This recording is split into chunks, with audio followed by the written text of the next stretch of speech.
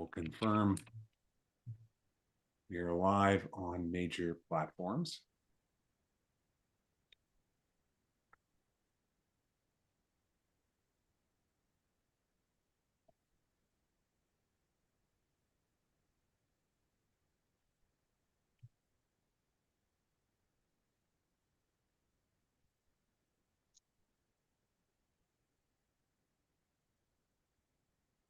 Confirmed, we're live on X, we're live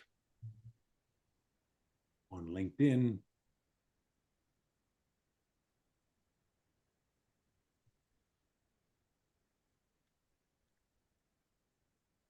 One more. We're live on Twitch. Okay, we are live everywhere. So let's go ahead and begin. So hello, everyone.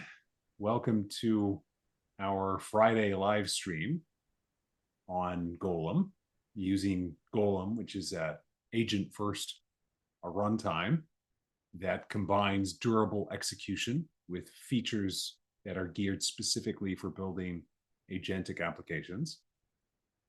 And this Friday, we're going to take a look at how we can get a great library known as Effect AI to work on Golem. And we're going to build some sort of agent example that uses model inference directly using Effect AI. In previous weeks, we've done this with TanStack AI and then Vercel's AI SDK. And I think we had a great experience with both of those. But obviously, if you're one of the many TypeScript developers out there who is building in the Effect ecosystem, then those libraries are not nearly as attractive as Effect AI. And what Effect AI brings, of course, is very, very tight integration into the overall Effect ecosystem. You have layers, for example, to construct provider-specific implementations that can be plugged into Effect AI for purposes of doing model inference. You get integration with Effect Schema for describing input and output types for any tools you happen to be using. And just overall, everything feels very seamless and native if you happen to be an Effect AI user. Now, I have actually played around with Effect AI on top of Golem prior to doing this live stream. So I have some sense of how this is going to go. And honestly, I think that we, meaning the Golem ecosystem, can do a much better job providing a really first-class integration with Effect. And I say that because right now, our TypeScript support for Golem expects you to, for the public API of your agent, it expects you to return promises. And as an Effect user, what you really want to be able to do is return effects from all of your public API methods inside your agent. And so that's not currently supported because our TypeScript support is just generic. It doesn't depend on any TypeScript library or ecosystem. So you can use it with whatever, but it does entail a certain amount of boilerplate, which to me does not feel right. In addition, I think an Effect-specific integration could probably do a great job integrating with Effect Schema and could potentially even handle things like config and whatnot using layers. So I have a bunch of ideas for how Golem could bring a native integration between Golem and the Effect ecosystem. We don't have that today, but the TypeScript support is really solid. So we're going to base our work off of that. So to get started, let me go ahead and pull open a terminal window and share that with folks. And Daniel, maybe you can confirm you can see that. Not yet. Now something. Yeah, we can see that.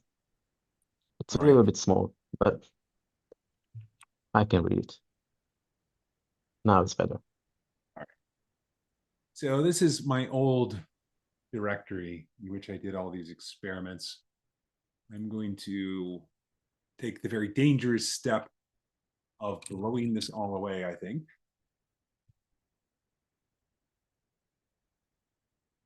And we'll just start from scratch with one minor caveat that I'll mention later.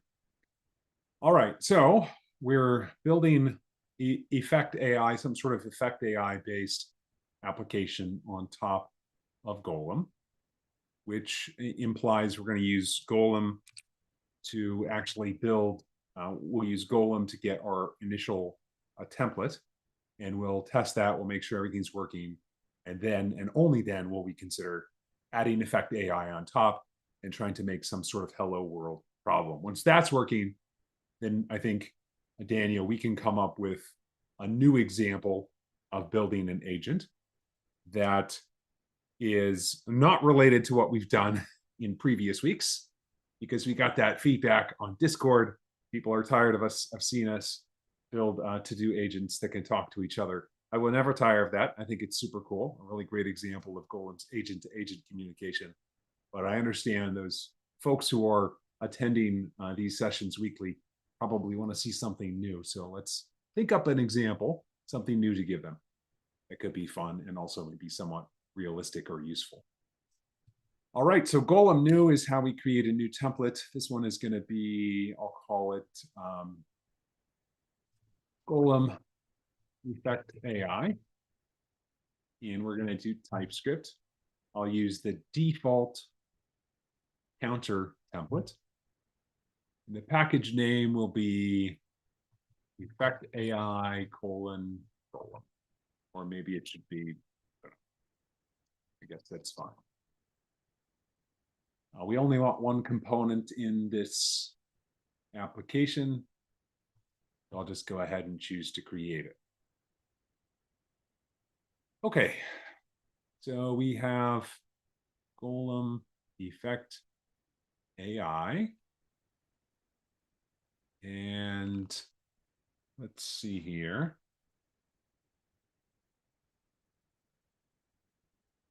I'm just thinking how I want to structure this for my existing workflow. And I think what I might do is just copy all this stuff into a new directory. I just want to set up here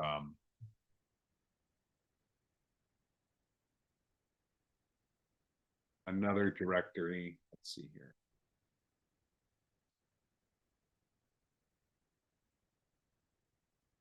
Okay, yes.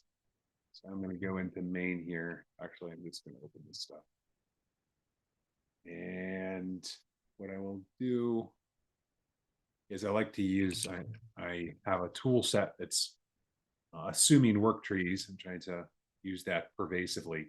So I just want to make sure I'm able to take advantage of that and not have to recreate anything from scratch for purposes of this live stream. So what I'm just going to do is copy all the stuff that Golem added into the main work tree here. And once I see that's working, yes, so it's all copied in here. I don't need that old Golem directory. I'll just go ahead and blow that away. And I'm going to open up the whole thing here. Hopefully you can see this. You should see, Daniel, you should see open code. Yeah. Yeah, Easy it's very visible. Okay. Good font size and everything. Just peek around and see what we got for free out of this.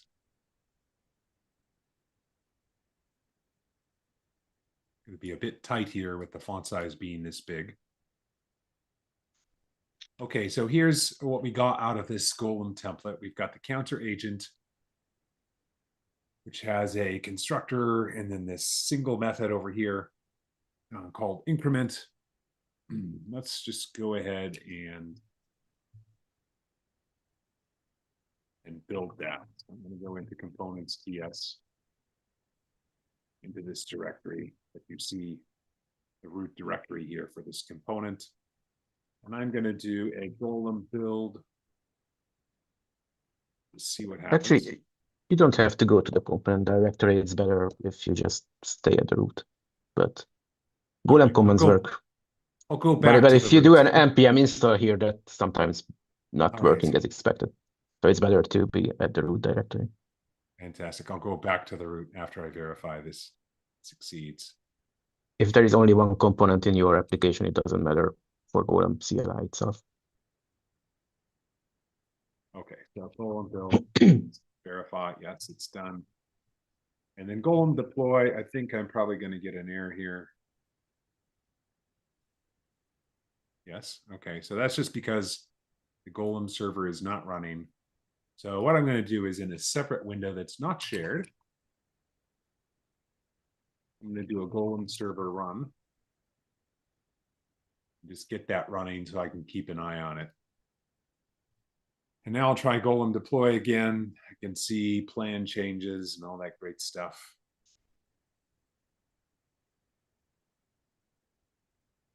Just going to go ahead and Golem deploy. Okay.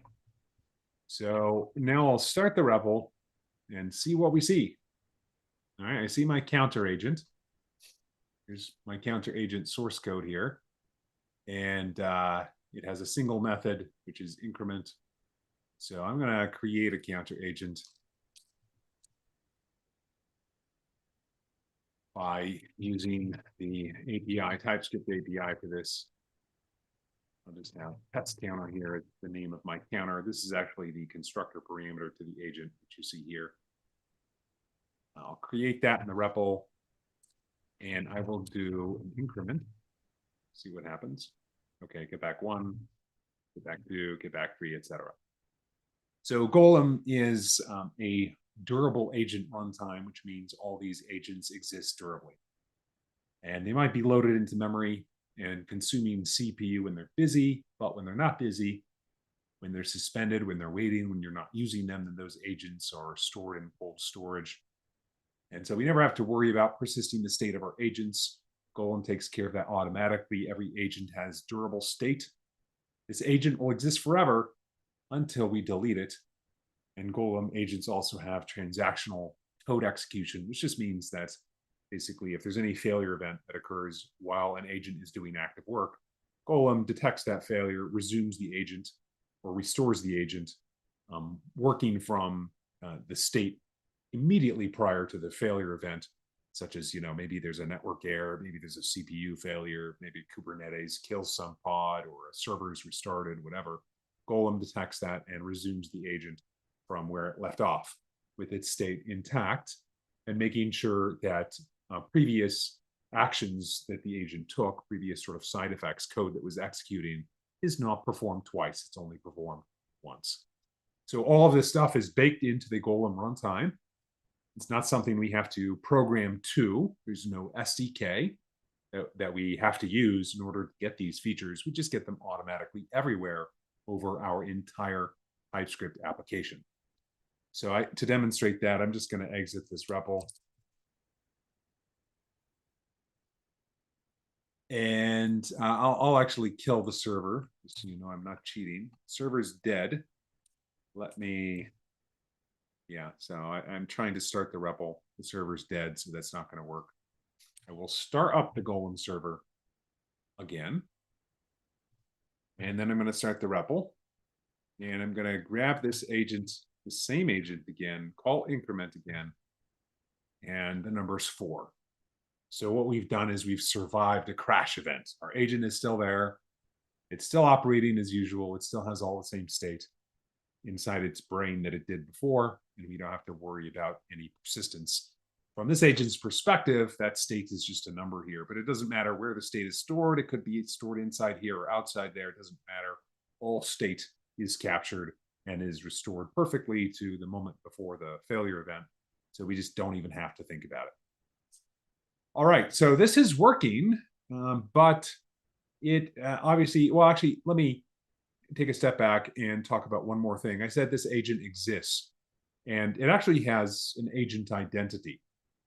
So every agent has an identity. And me as a developer on Golem, I get to choose what that identity is by two pieces of information.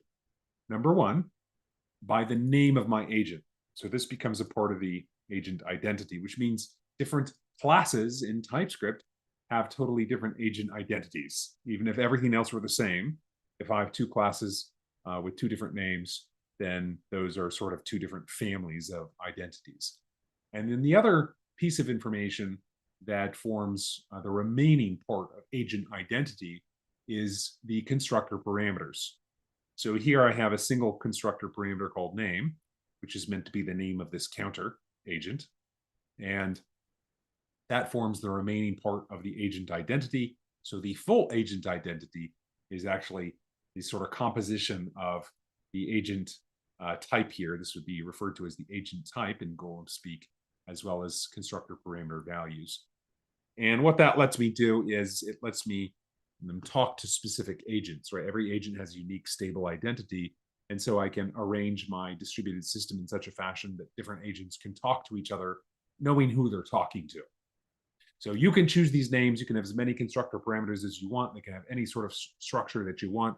So this is really no restriction on you.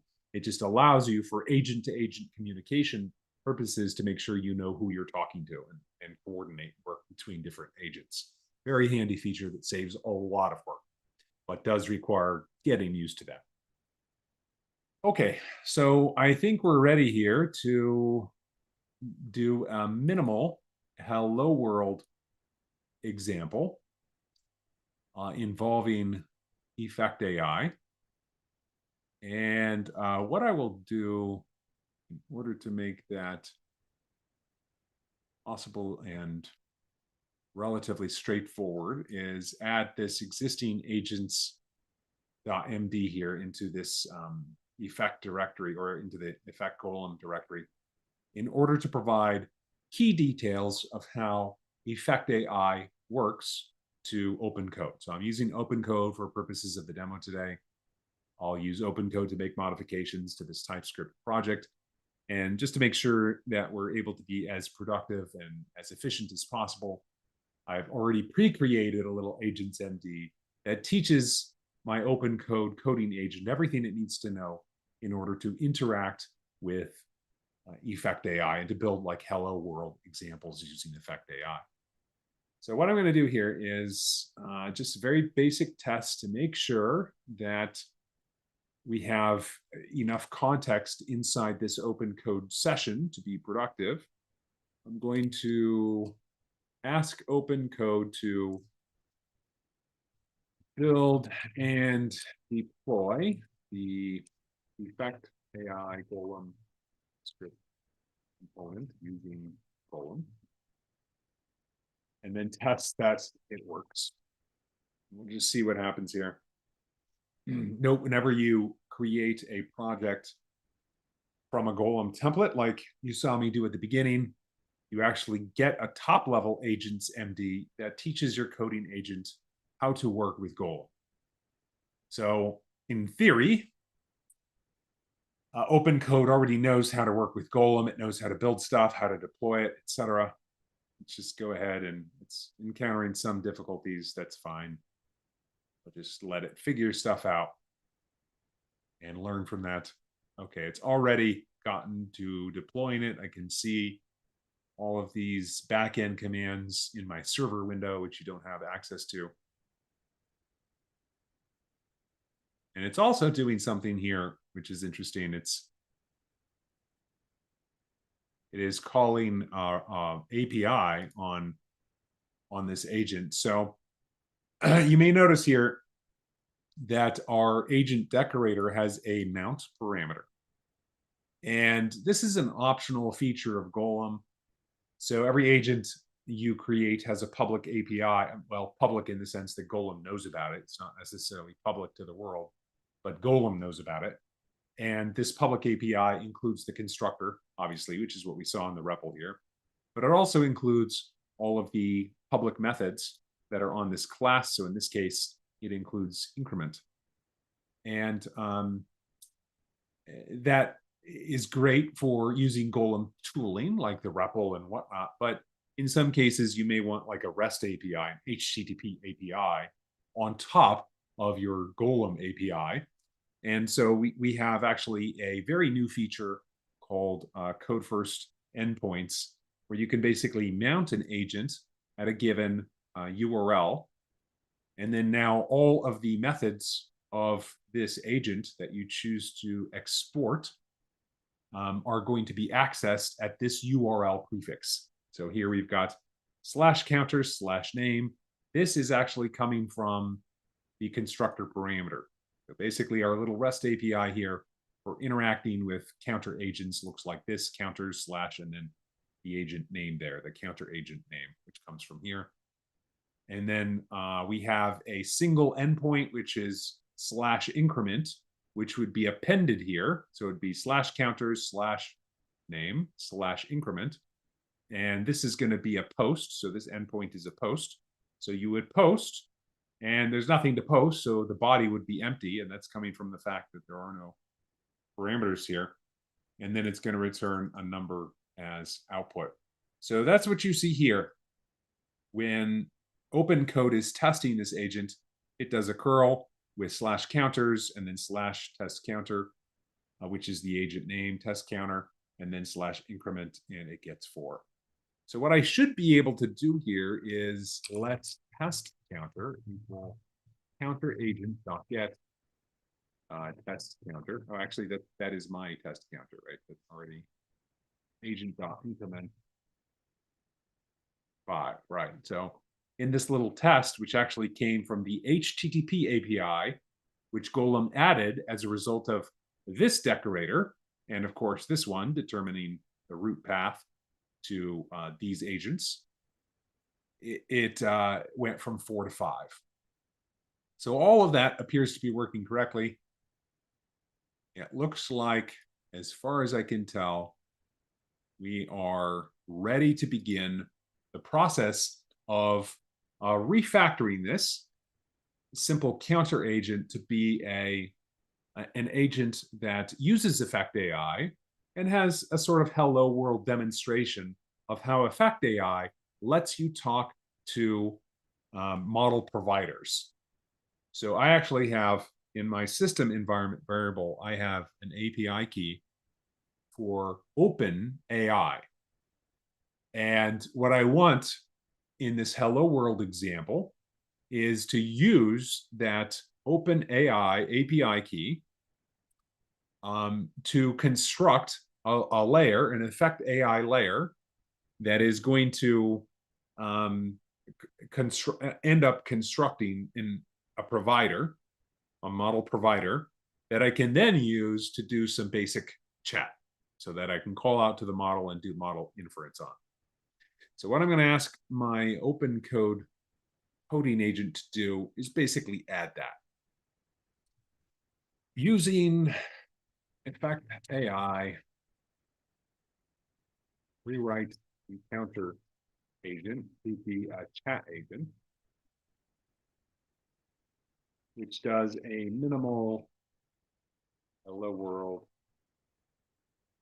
demonstration of using Effect AI on Golem. All right, so I'm going to kick this off. And while I do, I'm actually going to take a second here and let my dogs out. 1 second, I will be right back.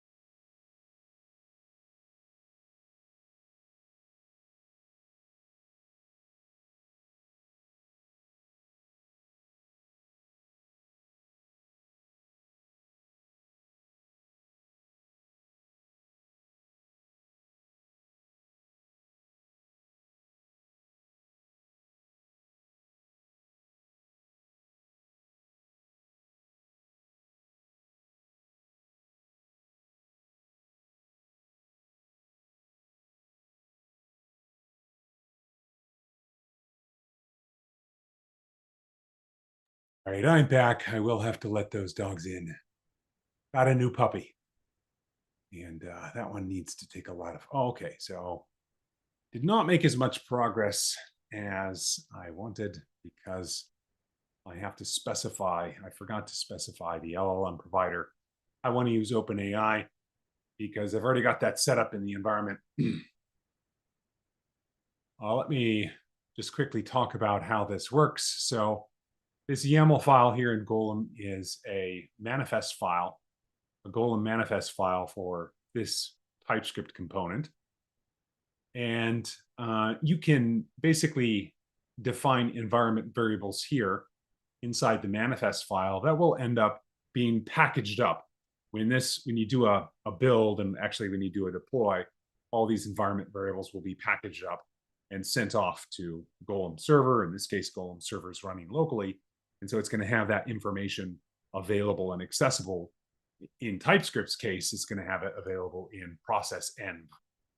So I'll show you that. Actually, it's right here. You can see it right here. Process env is going to contain that environment variable.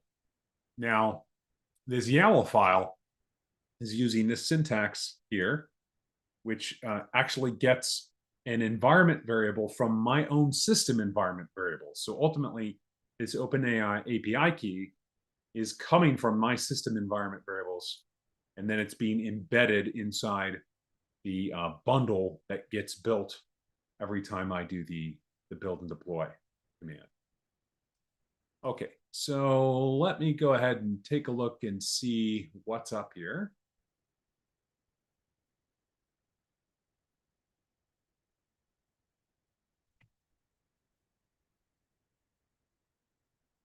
Looking at main TS, I can see that my coding agent has done a few different things. First off, it's refactored my increment method to be a query method. And this query method takes a message, do a post to query there, takes a message, and then calls a language model.generate text, feeding a history.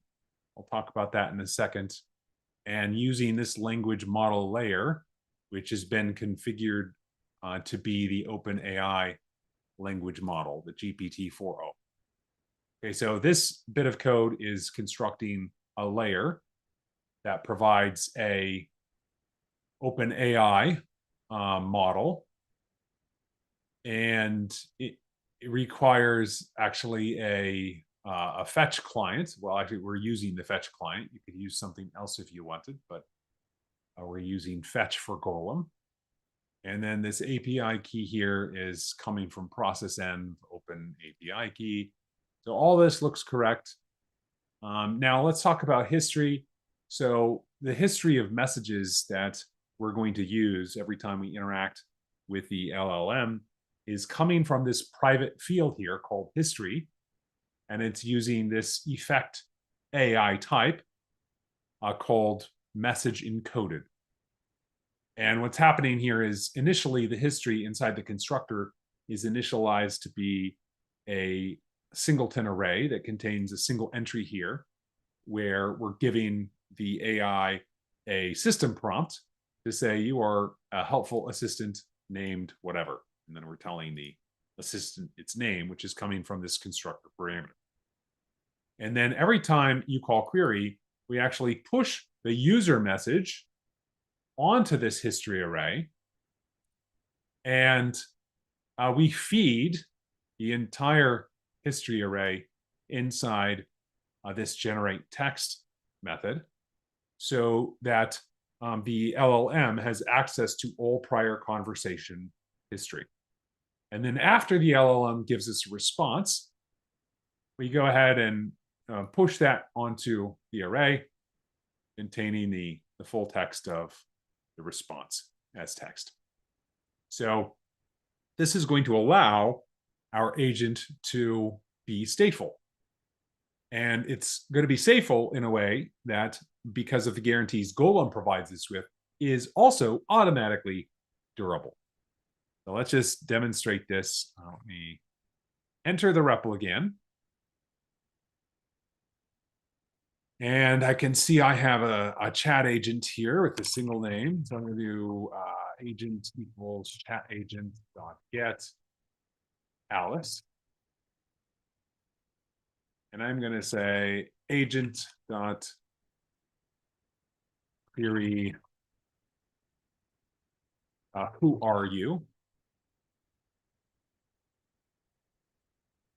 I'm going to ask the agent who it is. And the agent says, I'm Alice. And how does it know that? Well, it knows it because that was actually part of the very first system prompt we used up here, which is, you are a helpful assistant named Alice. Now, let me just demonstrate its statefulness here. What was the last question I asked you? And we get back, the last question you asked was, who are you? Okay, so it's stateful. We haven't demonstrated, however, that it is durable. So let me just kill the server. Server's dead. I restarted the server. Starting up the REPL.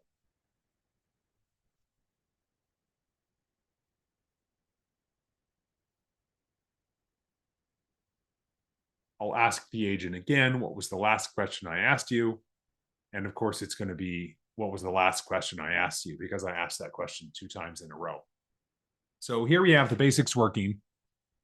We did not have to take care to persist that conversation history because everything in Golem, no matter where it is, whether it's in our primary agent or in a global variable or some third-party library, everything that is inside this running application is automatically durable.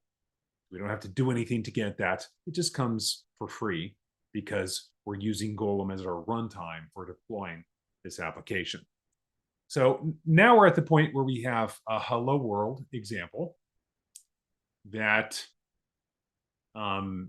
demonstrates basic model interaction using Effect AI and has, I think, reasonably best practice around constructing these layers. I think, you might be tempted if you're programming in Effect to make top level layers, but I think I'm not 100% sure, but correct me if I'm wrong, Daniel, that probably would not work in our case, because if we were to access process.env at the top level, then we might encounter some sort of problem with it not being initialized. Is that right? I think it's always working actually, but So maybe we can pull this out to the top layer if we want. We could probably. I think so. Yeah. All right. So that's good to know. All right. So what now? Well, talking to the model is one thing. We want our model to do things. So what I'm going to ask open code to do is just add a very simple example of a tool, a simple tool inside this agent. It doesn't have to do anything too fancy. So we can actually see the Effect AI library successfully using our tools, feeding our tools to the model, allowing the model to choose which tool it wants to run, and then having Effect AI actually run that tool, and all that sort of data interchange being handled properly. And when we get to that point, we basically have our hello world with tools. And that's a good point where we can talk about, okay, we're done with a toy example. What do we want to actually build today in this session? Let me have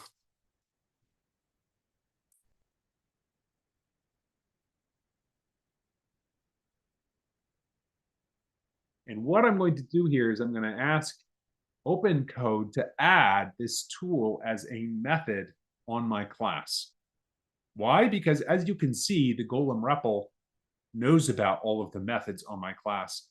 And so if I add a tool as a method on my class, then I'm going to be able to interact with it directly and also test it, right? But also interact with it directly from the Golem REPL and from other Golem tools, and even expose it as a public method if I want, using an HTTP API just by adding a new endpoint there.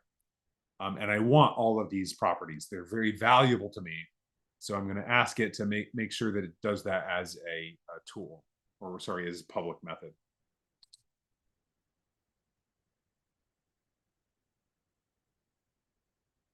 I will also give this a tool access to any state inside this particular agent, which can be useful.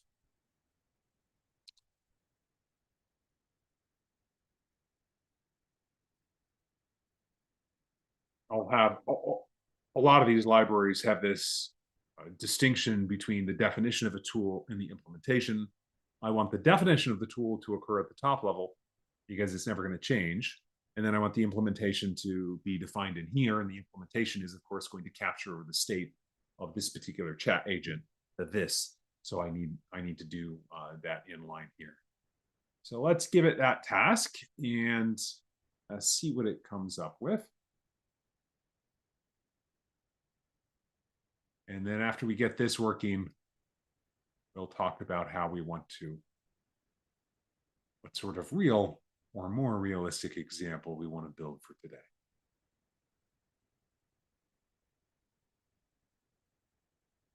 Okay, so here we have, not surprisingly, a roll die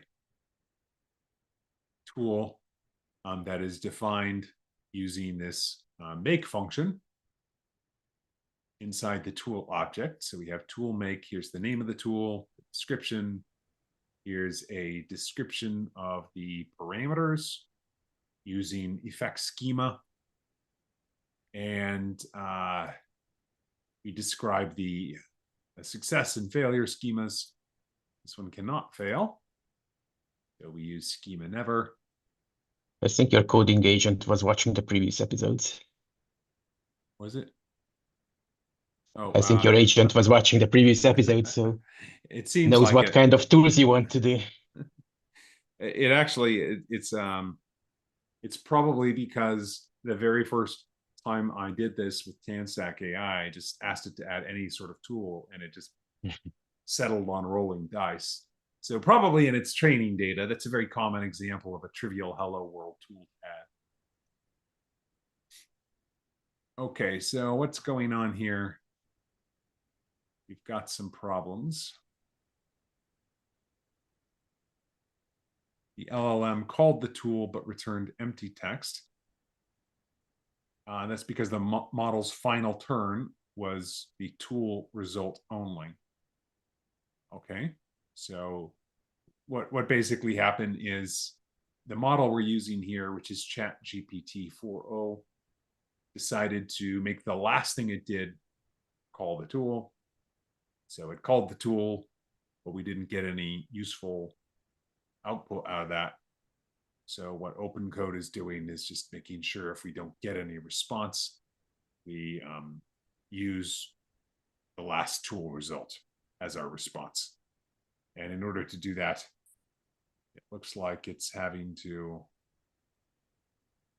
let's see, response. Okay, so tool results, it's looking in the tool results of the response that we get back from generate text. And it is stringifying the tool response result. And then it's pushing, is it pushing? Yes, it's pushing that text, the stringified JSON, onto the history array. So basically in the result or in the outcome, that the only thing the model does, or the very last thing that the model does, is call a tool. Then we're going to grab the result of that tool, turn it into a string, and append that to the message history, which makes sense to me. Okay, so in theory, this is working. We have this single tool and wrapper, and you can see that it added a method to our chat agent class. So in theory, we should be able to access this inside here. You can see our chat agent gained a method, and it's roll die. So let me use that directly. I'm going to get Alice agent again, and I'm going to call agent.roll die. See what happens. All right, I have to provide an argument. And this type signature is done by magic. So the error messages and types are not very good in this current version of Golem, but it's gotten better in the master. Just am using a week-old version of Golem. Okay, so I have a single parameter here, which is just sides. We'll use a 6-sided die. And I get back 1, get back 2, get back 6. Okay, looks good to me. So now we have a hello world tool. And we have to decide from here, what are we going to do? So let me just temporarily stop sharing my screen and we can hash this out. So we want to build an agent today using Effect AI running on top of Golem. And we don't want it to be a to-do agent like last week and the week before. So Daniel, any ideas for something we could plausibly do in the next, let's call it 45 minutes? Well, I don't have any specific ideas, but I think what would be nice to spawn a number of agents from one agent to demonstrate that they can you can parallelize work like that, and that nicely matches probably affects combinators and stuff. But what to parallelize, I have no idea. Yes. What to parallelize? Yeah. So one potentially thing we could do, or just comes to mind when you say parallelize, is obviously research can sometimes be an important part of building agents. And when you're researching, you have to look at a lot of different things and pull back that information and maybe summarize it. So that could potentially be interesting. Now, just Yeah, I had a blog post about writing something like that in a Rust agent a few months ago. That was basically every agent represented I think, a web page, and then it was doing some kind of analysis on that page and spawning further analysis if needed, something like that. But I'm not sure that's the best example for this demo. It might take a little bit more time. Although with a coding agent, it might just make it in a few minutes. I'm not sure. Not sure. yes. One question is, using a fetch, are we going to be able to retrieve the content of a web page, or are we going to run into any sort of issues? I guess that's going to be server specific, whether or not we don't impose. I don't think we impose any sort of restrictions on fetch. No, it should work like fetch, and no restrictions from Golem side. Okay, so we'll be able to access the content of any domain. We don't need any cores. We don't need it to support cross-origin cores or anything like that, presumably. So we can use fetch to pull back the content of a page, assuming that the target website is going to allow us. See, when we do fetch, I just wonder what's going to happen in terms of like user agent and whatnot. But, we can try it. Let's go ahead and... Yeah, I think you can just set all those things in fetch's options parameter. I don't know the syntax, but it should be all there. Sure. And then we could use Effect AI to actually do something with the fetch data. I don't know. Yes, makes sense. Okay, so let's summarize it or whatever. Yeah, for sure. Let's maybe, as a first step, just add a method that maybe it should be called fetch, that just grabs a static page and adds it to sort of documents field inside the agent. And the idea here being, okay, we want to fetch this URL and this URL and this URL. So we'll add a public method. We'll just test that it works in a simple case. It's going to grab the content of that URL, and then it will add it to a private documents field that's stored in the agent, so we can fetch as much as we want. And then maybe all of that becomes part of the context, or maybe not. Maybe we summarize it. We'll just start with the simple fetch then. And another method to chat agent to fetch a given provided URL and add this to the tools. Do you want to share your screen again? Oh, well, right. We cannot see it. I forgot I stopped sharing my screen, didn't I? Is it back? Yes. So add this to the tool we supplied to the model as well.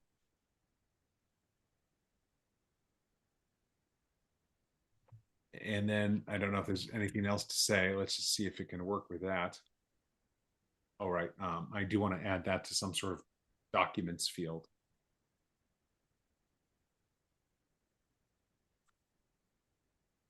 Yeah, so WIT keywords can't be parameter names. At least this was a limitation that has survived in my agents MD file for quite some time. Maybe it's fixed now. I know soon it won't be relevant.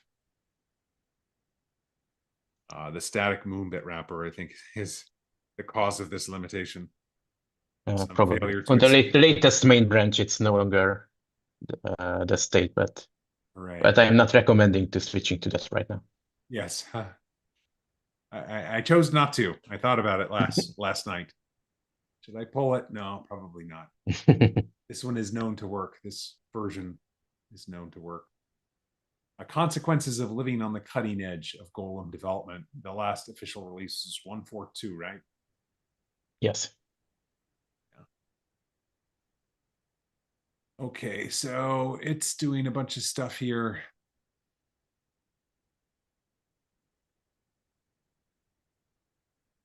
Okay, so what URL did it call? HTTP bin. Okay. Yeah, that's just a test URL. All So right, always calling that. that's great. So let's modify this. Maybe we've got fetch URL here. Is that what it's called? Yeah, fetch URL. It takes the URL as a string. It fetches it, gets the body, and then just returns it. So maybe what I'll do now is I wanted to store this in documents, but now I'm thinking really we should probably store a summary of that in documents, or maybe what we should do is store the raw document inside documents, and that way we can later choose to summarize it if we want. Or maybe we need some sort of new command. When you say documents, you mean that one sub agent for each of those documents, or what does it mean? No, initially I was just thinking we would have like a private array here to store all I the see. documents. Right? Does that make sense? I think it makes sense. Yeah, we could do that. So let's do that. Add a private documents array to chat agent and ensure that every fetched URL content is added there so we don't lose it. So every time you call fetch, it's not only going to give you back the body, but it's going to store that in documents. But then in the next step, we could demonstrate that we can scale this by moving every document to its own child agent. Well, what we can do potentially, right, is we can actually have one of these agents or maybe a different agent. Right? This is chat agent is actually becoming more like research agent at this point. But what we can have it do is spin off a bunch of child agents. And each one of those is doing something. And then maybe they summarize it, and then we get back a summary of the research.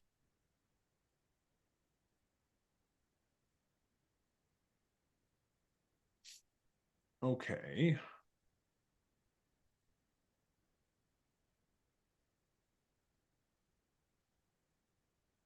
Right, the model doesn't know about documents. So that's expected. So it's a array of URL and body, which makes sense. We might want to canonicalize the URL at some point. The body is just whatever response.txt gives us, which is probably going to be raw HTML. And then fetch URL, it is pushing that tuple onto the documents array. And then obviously we're not exposing that information to this agent. So I'm thinking about just to sort of prove this is working and be more consistent, do we want to add another tool that allows the agent to look at its documents or to include them as context, right?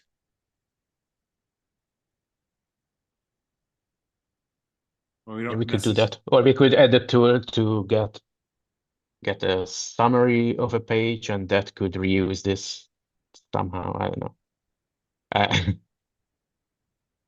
Yeah, I don't really have a vision of where we are going with this. Yes. How about this? Yeah, I don't know yet. I know we're working our way to, like, I feel like we should have some utility in what we've made before we go to parallelize. In other words, make this Mhm. somewhat useful by itself. And then when it's useful by itself, we'll start thinking about, oh, maybe we want to parallelize the fetching. And there's additional steps here, which we could potentially undertake, which would be, we have this HTML document. Maybe we want to extract links from it. And maybe in some cases, we want to follow them. So we can actually rip a whole section of a website. Obviously, that's much more complicated. If we're going to start crawling, then we need all sorts of mechanisms to ensure termination and to deal with loops and, different URLs that actually have the same content, etc. So let's just start off, before we think about parallelizing it and being able to do research across lots of URLs simultaneously. We will add, maybe, I'm thinking we have a couple tools, one that lets us list documents, and one that lets us look at the content of a document. Does that make sense? I know list Mhm. documents will show us summaries. Okay, how about that? So when you Yeah. list documents, you get the URLs and you get summaries. So make the following changes. When a document is fetched, use generate text, fresh context, to generate a summary of the document and push that onto the array as well. So now every time we push new information onto our documents array, it's going to contain a summary of what's in there. Add a new tool to list documents, which returns a list of tuples, URL plus summary. Add a new tool to get the whole content of a document identified by URL.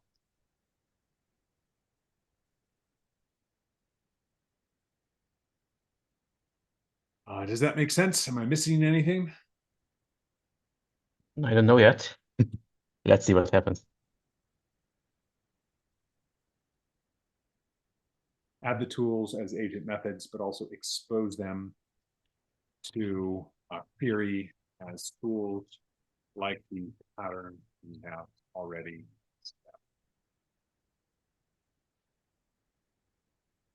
So that way, not only will we be able to call these tools like list documents and whatnot just for testing and just programmatically, but also if we just call generic query, it's also going to be able to access this information if it needs to. So that means one of the things that we'll be doing is this documents array, which is inside chat agent, is going to grow horizontally. It's going to get a summary field, which is a string.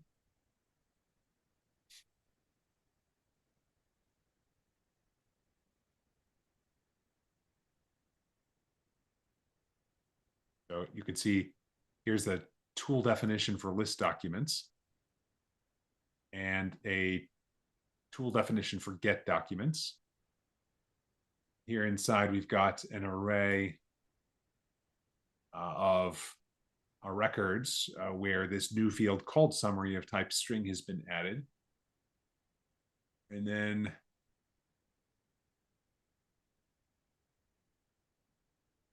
we've got get document and list documents, and they just look relatively straightforward here.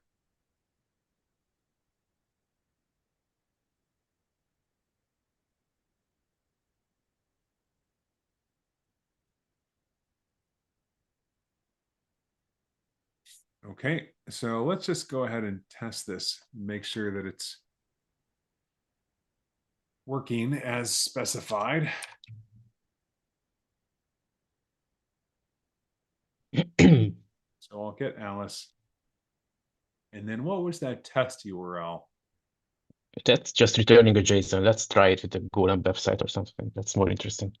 Oh, yes. So let's do agent fetch URL for HTTPS golem.cloud. No, learn.golem.cloud. Or maybe golem.cloud. Maybe start here.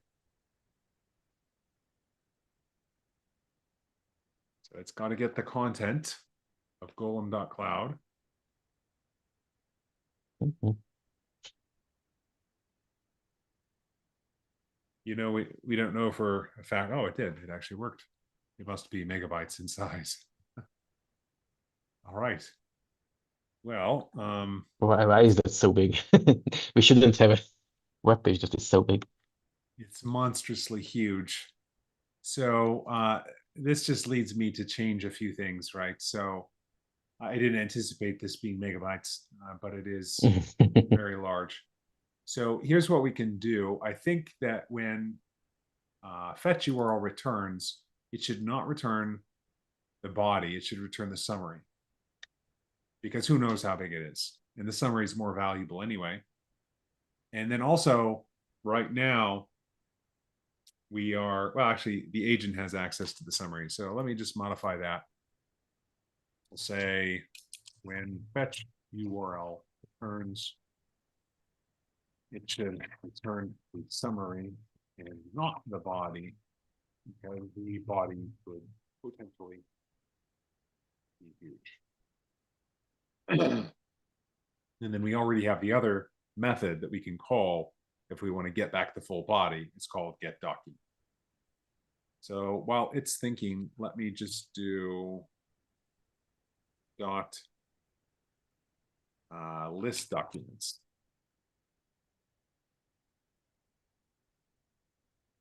Oh, I don't like the formatting here, but I guess it's just JSON.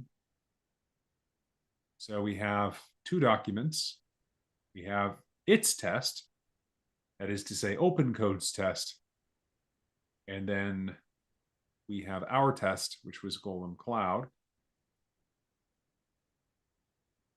And that looks like it's doing its job. Okay, so now our agent can fetch URLs, store them in memory. It can also, we've exposed, oh, I suppose I haven't tested that, but I would be shocked if it weren't implemented. Just ensuring that we're exposing all of these tools. List documents, yes, we're exposing list documents and get document to our language model. So what that means is if we ask our language model to fetch a URL, then it can probably do that. Let me just verify that. Don't expect there to be any difficulties.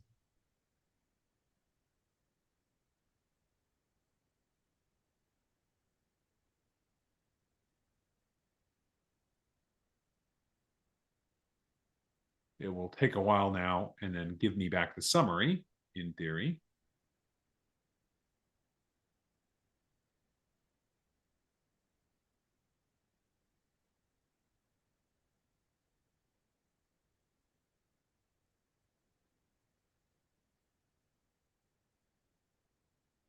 Okay.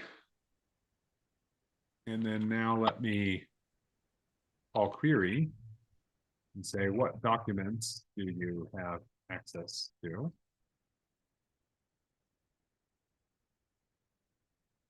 Yes, that's correct. Let me, well, actually, this would be cheating. I was going to say, like, what is Golem?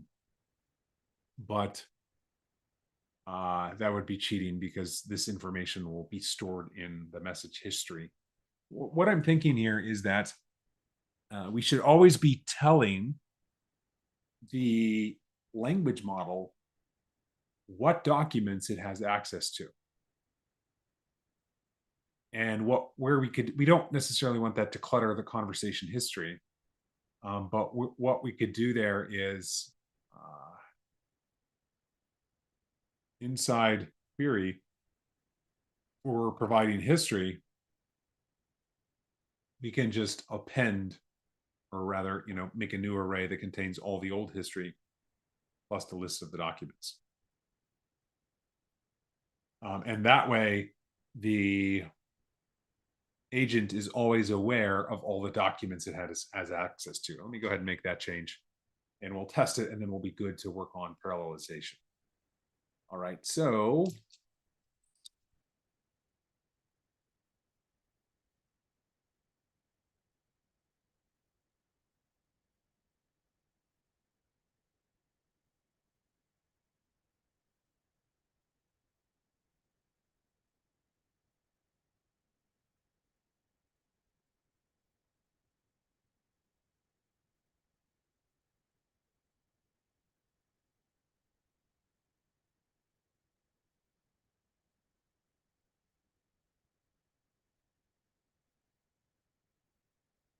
okay, so what we want to do is just every single time you call query, we're going to include information on which documents the agent has access to, which it has fetched and has summarized and has stored in memory.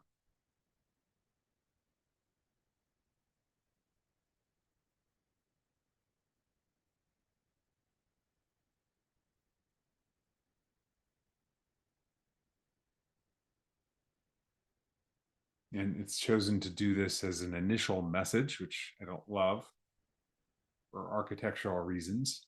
And it's also including the summaries. I think we don't need that because it can query the summary by other key. Well, I think it's true, but how would it know to look at a given URL?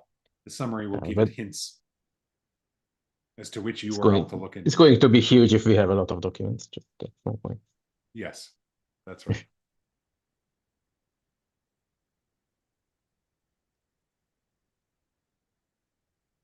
But also when we expand this to be the parallel case, right, and we're doing lots of things in parallel, we can have a different type of agent that's doing the orchestration, and it is like choosing exactly what it wants to do. Okay, so let's test this, make sure that it accords with our expectations.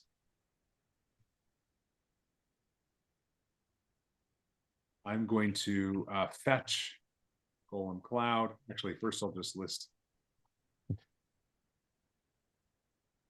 This should only be the test document because I'm pretty sure, yes, it blew it away, blew everything away. So I'm going to add Golem Cloud to its documents.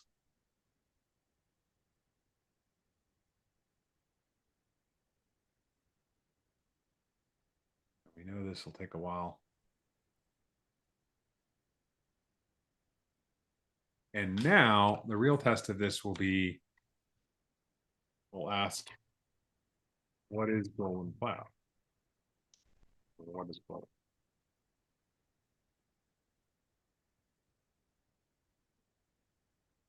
Well, that's just literally repeating that to me, which is fine. I guess I could ask something that's on the homepage, but not in the summary, to see if I could get it to access it's that not tool. exactly the same, just very similar, but it's not the same. Oh, you're right. Yeah, it made some small changes. Copy editing, refinements. How do we know if it read it from our document store and not just from its own whatever? And console logging.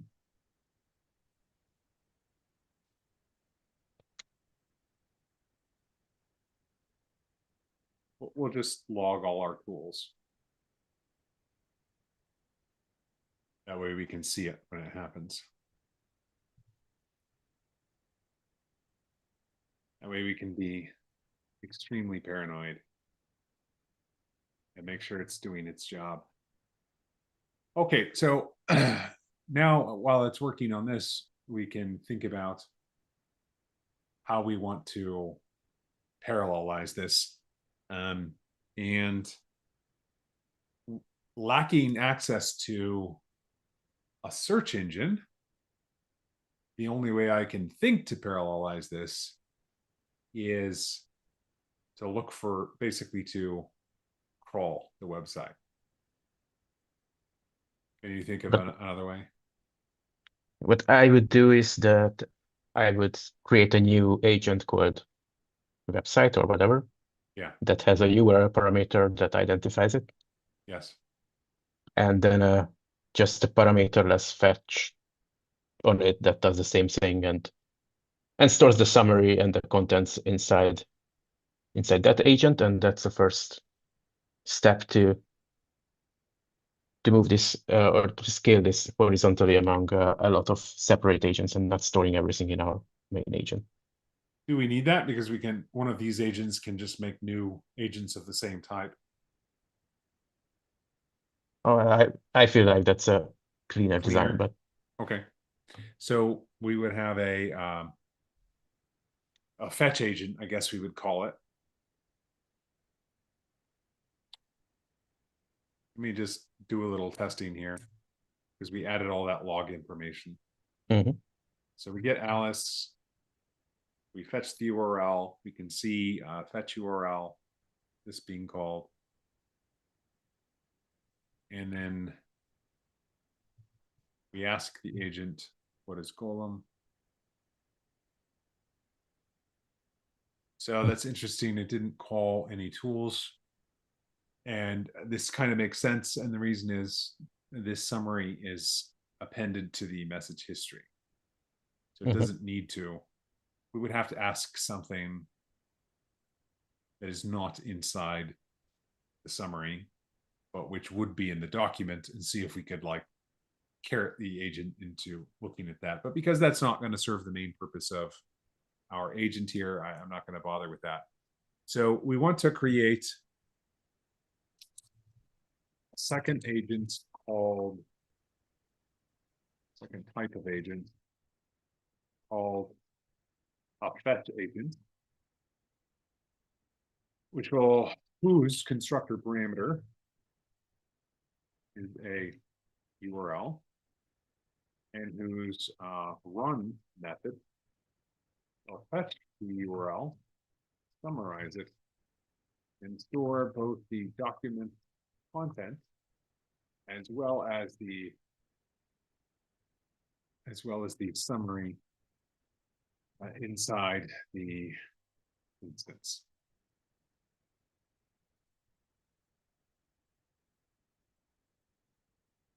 So basically, we're just factoring that part out. We expect run to be called as often as necessary to refresh the content. So we'll add the second agent type. Once we have this, then we'll now be able to spin up in parallel a bunch of agents, all fetching different URLs, and each one independently summarizing them. And then, of course, we can refresh them at different intervals if we want. So the real problem I have, though, is what I mentioned before, and that is we don't have a web search API to call, and that would be ideal. So we can try to add, maybe the problem is all these are going to require API keys, and we're going to have to pay money probably to use them. So what we really want is a web search API that we could use for free with a free API key or something like that.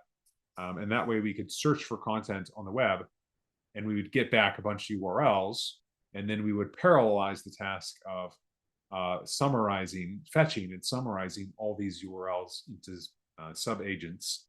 And then our main orchestrator agent would be able to use those summaries in an intelligent fashion. Any ideas?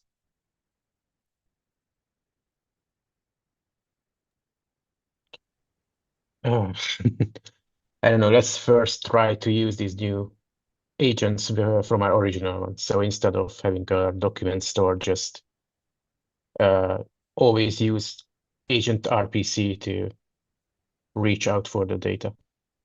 And we still need to store the list of URLs, but nothing else. So we need a catalog of URLs that we know that we have agents for, but we don't need to store the contents in the main chat agent, or what was it saying?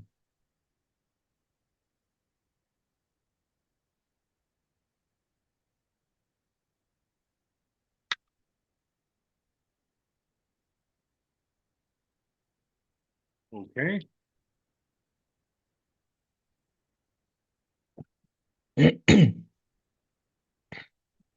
So is this enough?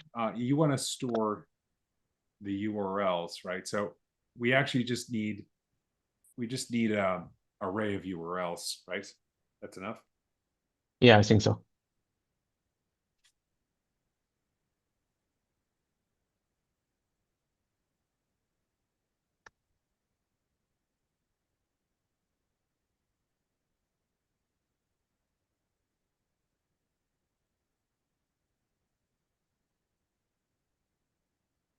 Actually, we don't even need it to store that, right? Actually, to implement our current functionality, we do. So I'll just have it make this change. I was just thinking that, it can spin up new fetch agents whenever it wants, so we can treat it as having already fetched everything. But if we still want to do our get documents, right? Our get documents relies on enumerating all of the things that the user has called fetch for. So just to emulate our current functionality, we'll need that array of URLs. Yeah, that's the only reason why we need it. Okay, so now we'll have it all farmed out to subagents. Maybe we can sort of demonstrate that.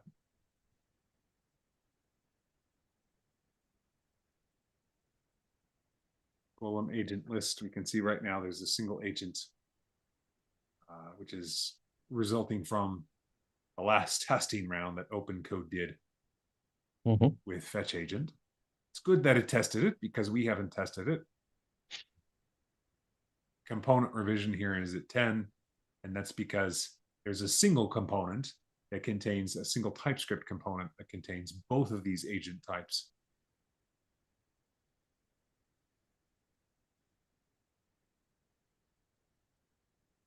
All right, it is proceeded to testing. So I see a chat agent here, and then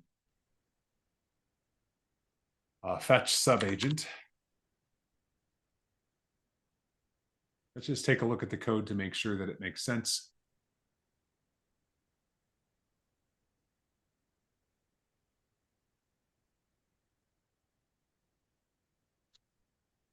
Here's our fetch agent.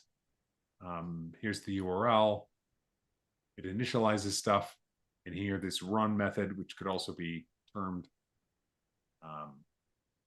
summary, fetches the URL, summarizes the content, refreshes the stored body in summary. Yeah. This returns the summary, that returns the body. So it looks good. And then this one, when it's getting a document, it just delegates to that fetch agent, right? It's talking to a remote fetch agent, different subagent, using agent-to-agent communication. And here, list documents, it is also communicating. And this I feel as an, well, no, as an optimization. Oh, it's because it returns the summary. That's because it's doing it. Yeah, as an optimization, we could pull that here, but this is fine. Okay, so now we're ready to parallelize potentially without yet solving the problem of where do we get these URLs. We basically need a search engine API in order to get the URLs, because what we want to be able to do, I think, is give our agent a topic and have it research that topic. And to do that, we are going to have to use web search at some point, and we'll get back summaries and URLs, and then we can just directly add those. And later we can decide which ones we want to crawl. Right now, however, we could just assume that we're given a bunch of URLs, or how about this? What we do is we add to fetch agent a way to extract all URLs inside the content.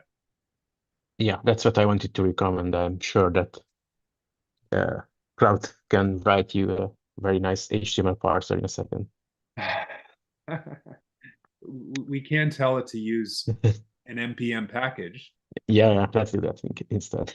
If we knew TypeScript, then we would know which which package to use, but I don't.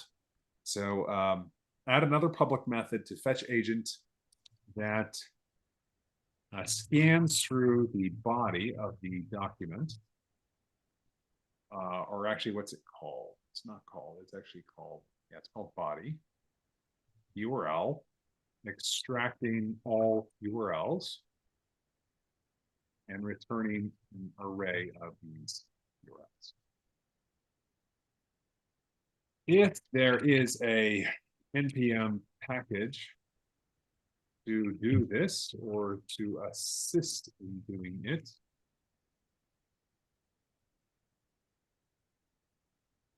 actually, we could just call, we can actually, no, I don't know if that's going to work on Node.js.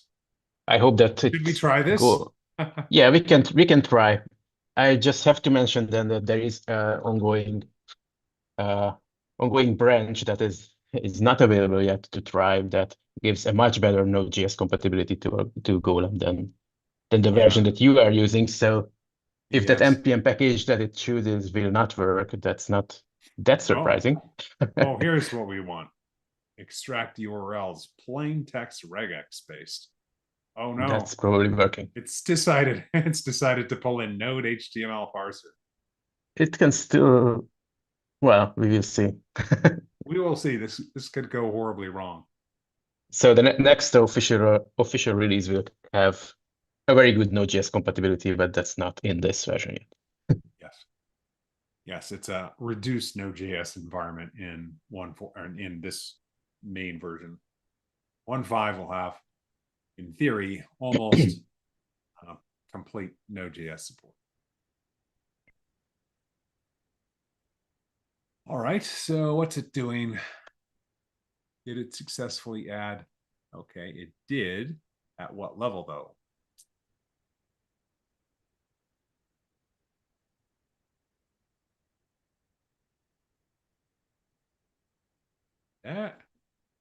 It's working. Look at that.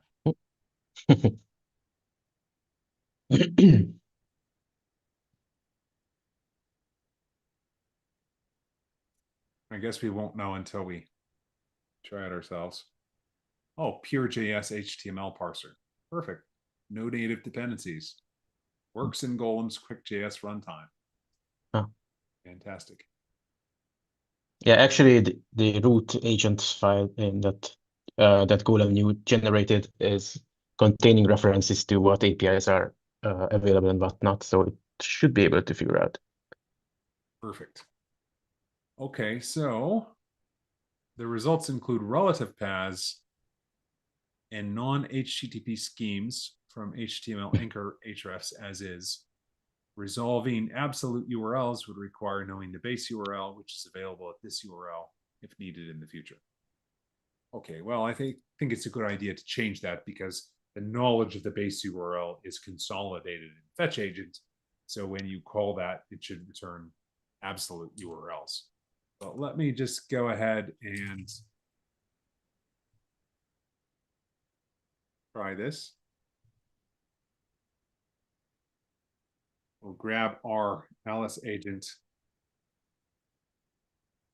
We will fetch that URL.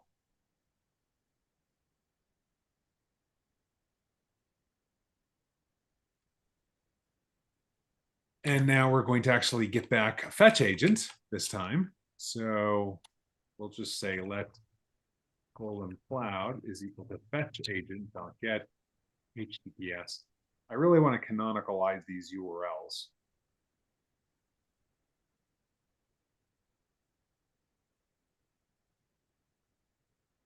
Get summary. There's the summary. And get, what do they call them? I don't know. Extract URLs.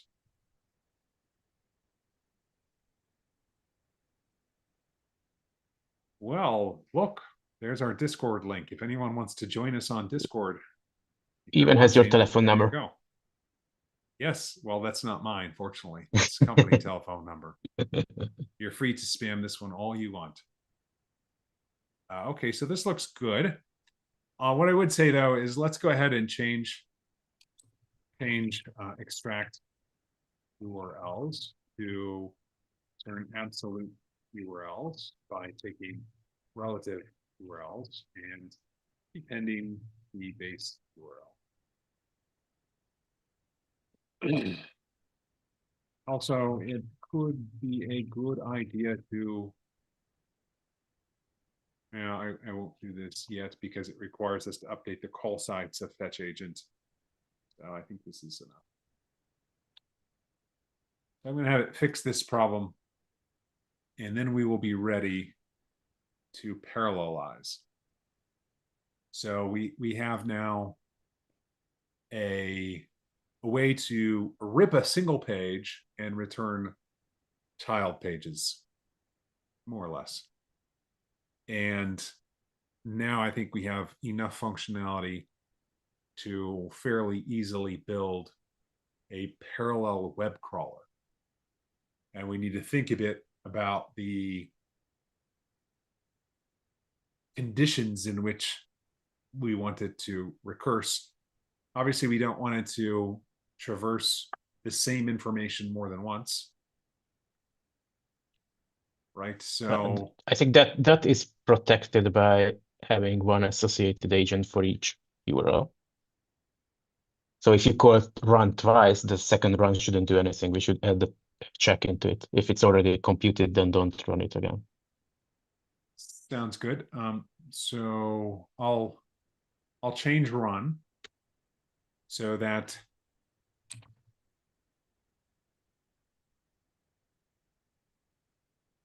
it will never recompute summary or body, and a separate refresh that does refetching and re-summarizing. So this one here will be our, you call it once and you're done. If you call it again, it's going to have no effect. If you want to refresh, then you have to explicitly call refresh. And I don't think we can have async constructors, can we? Otherwise, we could just initialize everything in a constructor and just expose refresh. That's above my TypeScript knowledge. We need actually someone who knows what they're doing to join us on these TypeScript live streams. That's why we have the coding agent. Yeah. But we need some kind of recursion depth limiter. Otherwise, we are just going to spawn infinite number of agents. That's right. That's right. So, and it seems to me like we still need to, not just recursion, I guess, because I just don't want it to have to call run on things that's already called. Because even if it's a no-op, it's still agent-to-agent communication network overhead. So it seems to me like we still want to sort of maintain, even if it's just in memory temporarily, this sort of visited, these are all the things I visited so far, and I don't want to call, fetch agent. I don't want to make a new fetch agent for them and call that. Oh, but that means that you want to centralize this crawler. How are you thinking of doing it? You don't need to centralize. I was thinking of something that just spreads out, like you go run and that with some depth parameter, and if it's bigger than 0, then it just spawns a tree of these things. Okay. There is no particular reason. It's just fun to see it's happening. So would you do yes? Would you do that inside chat agent? I was thinking of these, what was it called? The fetch agents themselves doing this, but I don't know. There are many ways to do this. Yeah. So this would be, we call run. Let's just think about it here, right? We call run, and in here we get the body we can potentially from here, we can extract the links. And then we can use a trigger feature that we haven't mentioned yet. So we can do agent-to-agent communication without waiting for the results. So we can just spawn these sub fetches here, and we don't have to wait for them. Makes sense, but then how are we going to collect the results? I don't know. Because we really want to be able to say, you know, in some sense, what we're moving towards is Yep. We could add the spawned child agents to the chat agent because it has a centralized list of URLs, for example. So it has a list of URLs here, and in that list of URLs, it has the associated agent. The URL itself is the agent, so you don't need to store any association. Maybe it would be better to just rely on effects concurrency capabilities to spawn them all off, collect all the results, and then we just need to make sure that we're not calling ourselves recursively. Right? We never want to call ourselves recursively. And Yeah, also, for that, you have to propagate this history because otherwise you can transitively call yourself recursively. right.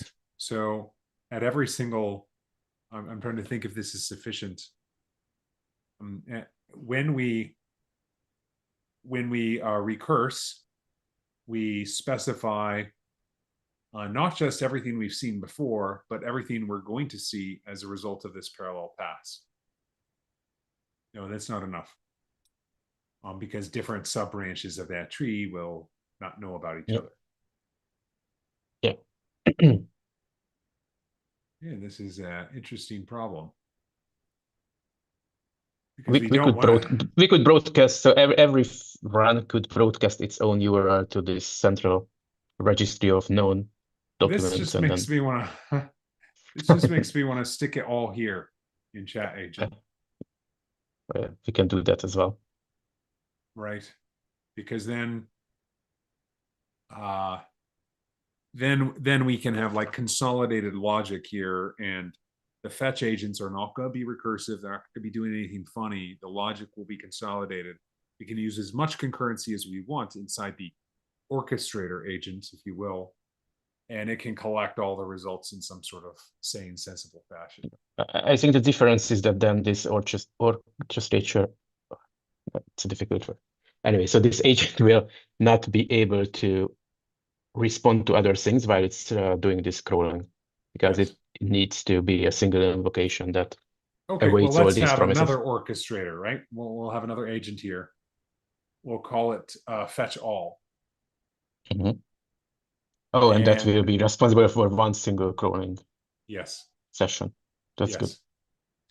Okay, so we have add a new agent type called fetch site, which will take a URL and also expose a run method, but this run method will take certain parameters. Chiefly, what I'm thinking about here is depth. We never want to visit the same URL more than once. But also, we don't want to go more than a certain number of levels deep.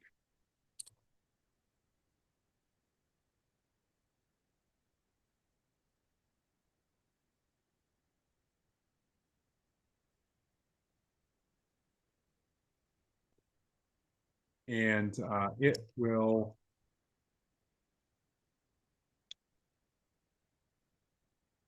collect, it will run will have it has a set of URLs, which is initially just the seed URL. And then it creates a fetch agent for each, and using effect runs them all in parallel. Building a new set of URLs for the next pass, running up to the specified number of passes.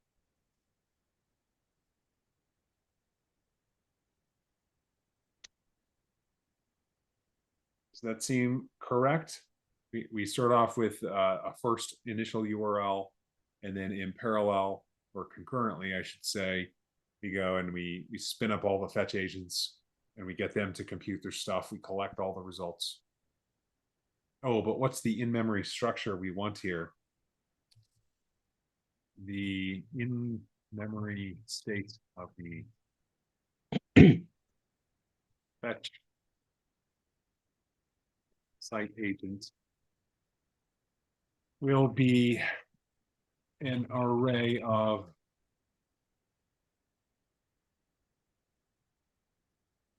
URL summary tuples, because given that URL, we can always get its content later. So I think that's enough.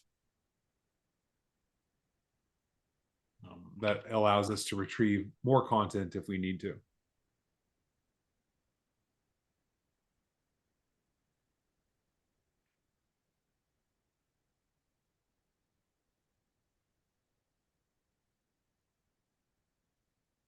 Does that seem sufficient? So right now we're just adding this new agent type, basically crawl a website up to a certain number of passes. Yeah, sounds good to me. And then we can later integrate this into the chat agent. So the chat agent, I think, would change in the following way. There's really no reason to have the chat agent have this list of have this. No, I can still have URLs, but these can be sites. Right? This is basically sites. And what we can do is change fetch URL to something like add site. And so we add the Golem Cloud website, we add this other site, we add this other site. So we're not talking about documents here, we're talking about sites. And then we still need a tool to pull back the content for a URL, but we already have that. As far as I know, this is not going to change. Get document will, well, actually, no, it's not going to do that. We'll just change this to be get document. We'll change that to be get URL. And it will be able to directly use fetch agent to get back any body of any URL, even if we've not scanned it before.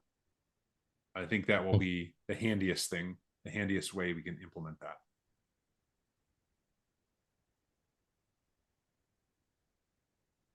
Okay, what else? So we change get document to be get URL. Let me just start preparing these notes. Change get document to be get URL. And it won't check URLs. Actually, let me describe all of these changes. Our first change should be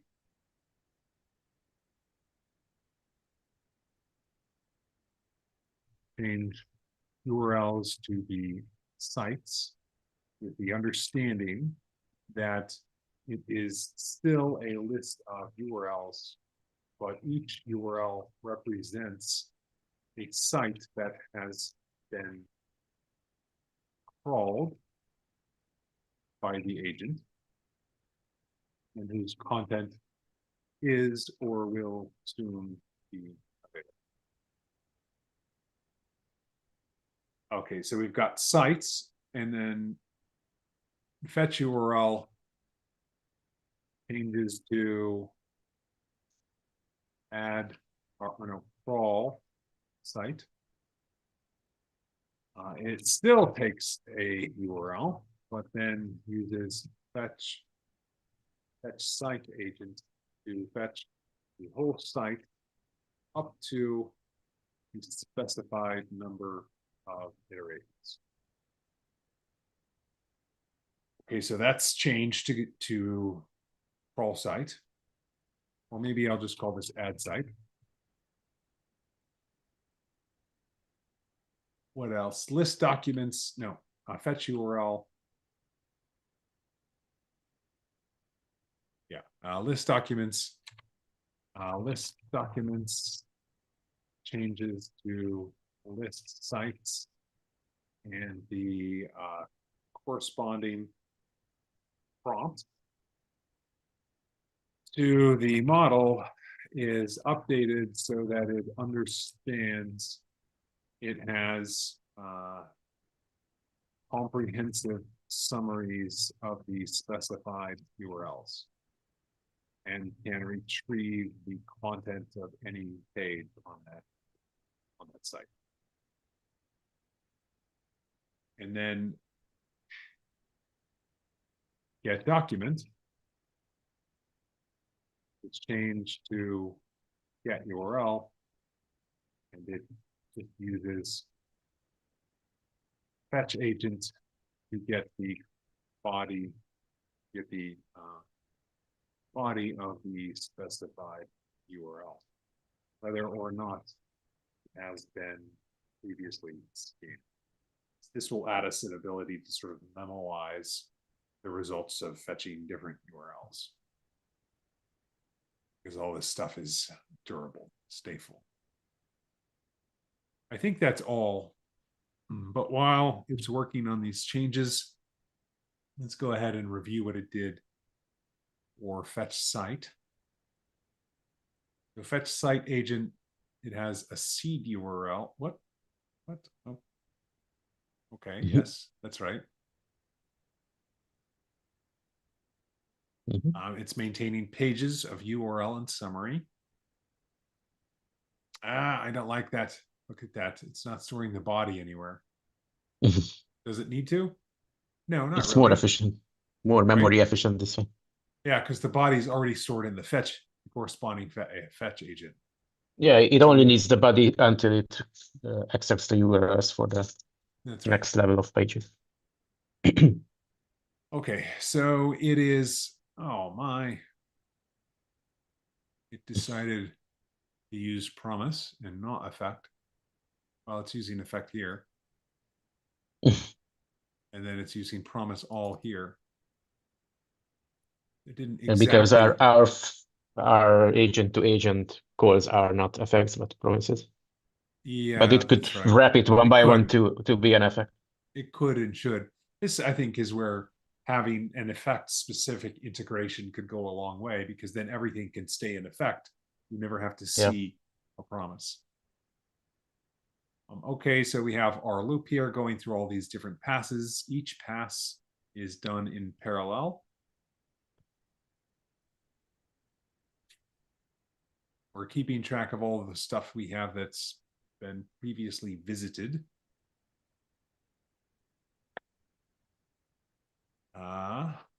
Which is a set and not an array, which is good.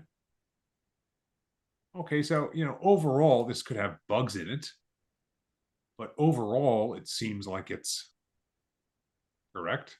Would you agree? Yeah. This is what I would expect at a high level. Okay, so now it should be busy refactoring this. Let's just make sure it's refactoring it correctly. So we have a list of sites. All these are URLs. And then this is changed to add site. And it's using fetch site agent to get that and run it with a specified number of passes. And what is passes? Is it the recursion count? It's basically depth, yes. Or the number of pages? Or... It's recursion. Okay. It's just done in a loop, so I didn't call it recursion. Oh, yeah. And let's see. I don't know why it's bothering to do that, but I guess that's fine. So just make sure that it's not re-adding the same site. And then list sites, it's returning the URL and the summary of all those. And then get URL, it doesn't have any check here. It's just going to directly call this. That's correct. That's what I want.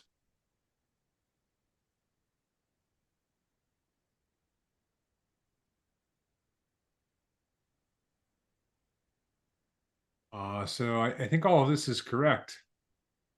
Looks good. So let's test it.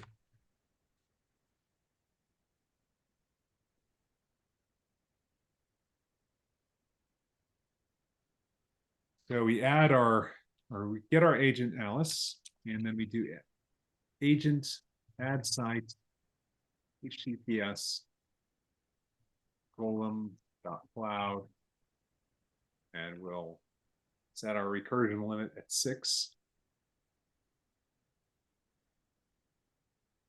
Oh, we should have added more logging. Not that that would help us here, right? Because we're doing agent to agent.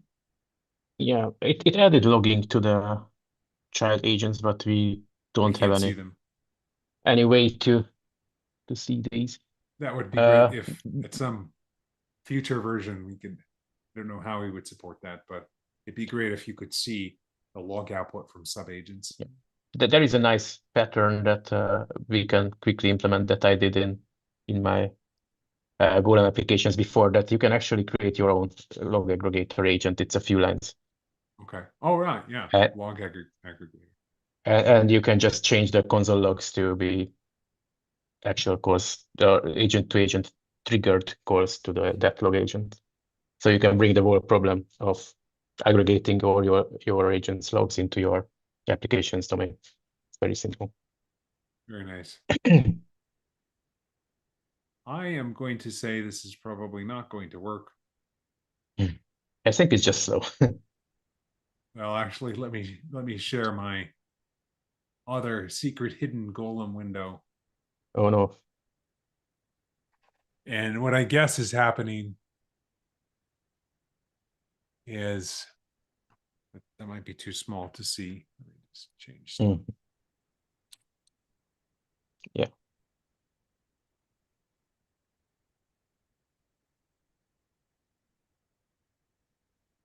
Well, okay. That shouldn't TLS cause an infinite protocol error. Infinite loop, but whatever. No, I think what's happening, possibly is that we're ripping these pages so fast from what would be Webflow, because the Golem Cloud site is hosted on Webflow, that it's triggering some sort of error, right? Handshake failure in TLS. It sounds to me like, if it's continuously getting the same error, then it's already printing that it's transferring uplog entries to the secondary layer, because that means that there are so many of these errors logged into the agent's uplog that it had to compress we probably some and need move out. error handling, which we don't have time for. But let me just go ahead and summarize what we've done here and what remains to be done. First, I'll share my screen again.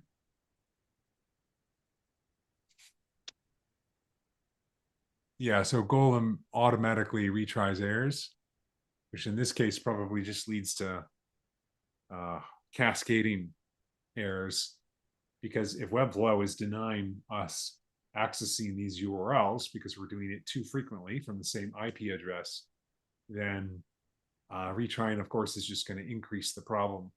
So we need here, unfortunately, we need some error handling. We probably need to catch failures and handle them. And we probably need to space things out. If we're going too fast, we probably need to space things out, slow things down in order to be able to successfully rip a website. I don't know how many URLs are being generated here. That would be another interesting thing to add. What I will do is I'm just going to kill the REPL, that is. Can I kill the REPL? Yeah, I hope so.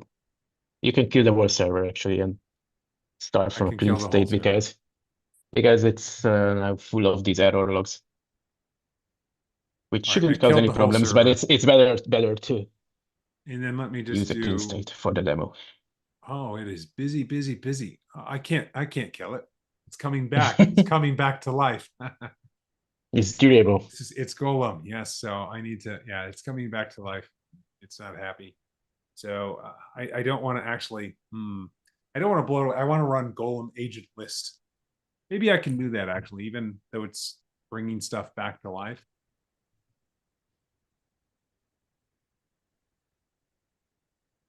No, it's like, it's in startup mode. I think it's trying to restore all of these agents that we're running. Who knows how many thousands of agents we have running. Mhm. Yeah, it can't even Yeah. get a hold of localhost because it's so busy. So I just wanted to see how many agents and start diagnosing things, but it looks like we can't do that quickly today. So I'm not even going to try. So where did we end? Well, what we've done now is create a monster that cannot be stopped or killed. But I think architecturally it's correct, even though we need more work around error handling. What we're doing here is we have one agent which can fetch a whole site. And how it does that is by spinning up lots of subagents, which are all going to be persistent. We might not want that. So actually, it occurs to me perhaps a better design would be to make this an ephemeral agent, fetch agent, potentially. If the main thing we want is a summary, we can always go back and fetch specific URLs because the agent might decide I want that URL by looking at the summary. So the best thing to do here might be to make this agent type ephemeral, and that way we don't have to worry about that. But anyway, this one spins up a whole army of these things in parallel. It could be 10, it could be 100, it could be 1,000. It depends on how many unique URLs. I hope it's doing unique. That's something I didn't check. Unvisited.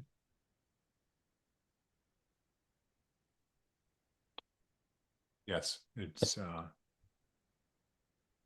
should be. Yeah.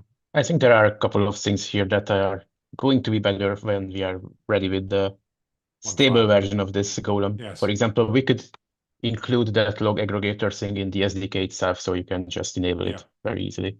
that would be nice. Also, yeah, and also we had plans to improve the HTTP backend that this whole thing is built on. Yes. So maybe there is a bug there that had this repeated error not going away, or just overloading, Yes. opening too many sockets, whatever. I don't know, but we have to And investigate this. and yeah, it has to be investigated. The other thing is obviously the local version of Golem uses SQLite, and Yeah. so right now we might be overwhelming the ability of like it's not a it is a production database SQLite, but it's not designed for massive scalability. We might be spinning up without more logging here. We might be spinning up tens of thousands of agents and quickly overwhelm the ability of SQLite to keep up with all of that. So there's a lot of things I think we need to poke around here and see if we can get this example to work. But I think architecturally, it's correct to have one agent fetch a whole site. I think it's correct to do all this stuff in parallel, but also to limit depth. Also keep track. This gives us a consolidated single place to keep track of this set of URLs that we've already visited, which is what we want to do, I think. And then back here in the main agent, the other thing we would probably want to do that I did not do is trigger add site. So we didn't talk about trigger. Daniel mentioned trigger before, but basically every single agent method you can invoke in 3 different ways.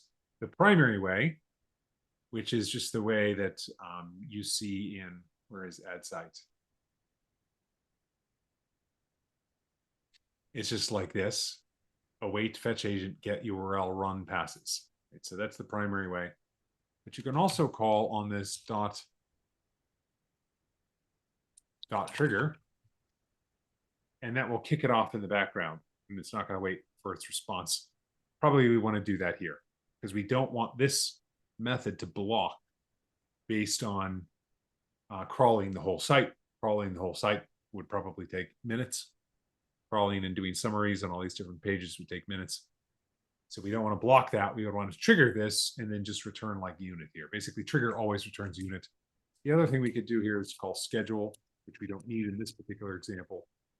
But we can call methods normally, but then Golem adds, the TypeScript SDK adds two other ways to call things. One is by triggering them, which is running in the background. And then the other one is by scheduling them to run at a certain time. So actually we do right here. It's trigger here. Yes, it's there. Yeah, and schedule here. And I don't have the LSP installed, so I'm not getting autocomplete. I still have yet to set that up.